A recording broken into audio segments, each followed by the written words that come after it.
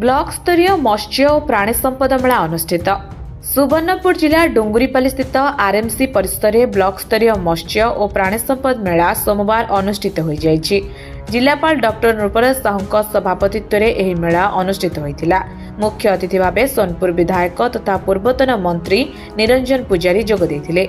सम्मानित अतिथि भाव सुवर्णपुर जिला परिषद अध्यक्षा सुपार ठेला, ब्लॉक उपाध्यक्ष मकरध्वज साहू, डुंगुरीपाली जोन जिला परिषद सभ्या मंजुश्री माझी, सुवर्णपुर जिला मत्स्य अधिकारी विजय कुमार साहू जोग देथिले। मुख्य वक्ता भाव जिला मुख्य प्राणी चिकित्सा अधिकारी डॉक्टर रंजन कुमार दास जोग देथिले। प्रथमे मुख्य अतिथि पुजारी और जिलापाल गोपूजन कार्यक्रम शुभ उद्घाटन करथिले।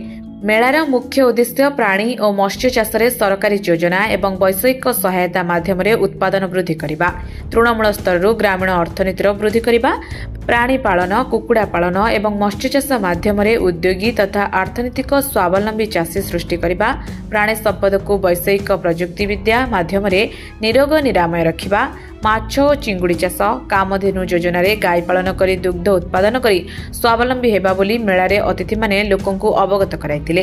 मेलारे विभिन्न विभाग 12 गोटी स्टल लगा जाई विभिन्न योजना प्रत्याकृति और अन्य सामग्री प्रदर्शित करा जायतिला। मेलारे 520 प्राणीपालक और मत्स्य चाषी जोग देथिले। उन्नत गोपालन और मत्स्य चाषी को सरकार तरफ दिया जाउथिबा आर्थिक सहायता राशि और मानपत्र ट्रॉफी दे अतिथि माने पुरस्कृत करथिले। आयोजित मेला को डुंगुरीपाली ब्लॉक प्राणी चिकित्सा अधिकारी डाक्टर झसकेतन पसायत और ब्लॉक सहकारी मत्स्य अधिकारी गोलापी बाड़ा संयोजना करथिले। एहा सह मेलारे कृषक विशेषज्ञ विषय को नहीं आलोचना चक्र अनुष्ठित होइतिला। सुवर्णपुर गंगाधर जाल का report, dreams rider news.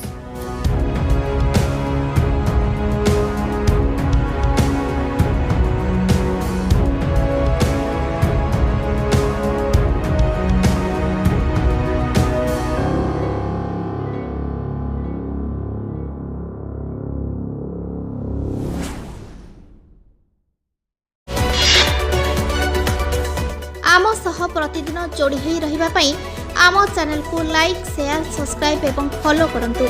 Dreams rider सबु समय रे आपन को सेवा रे।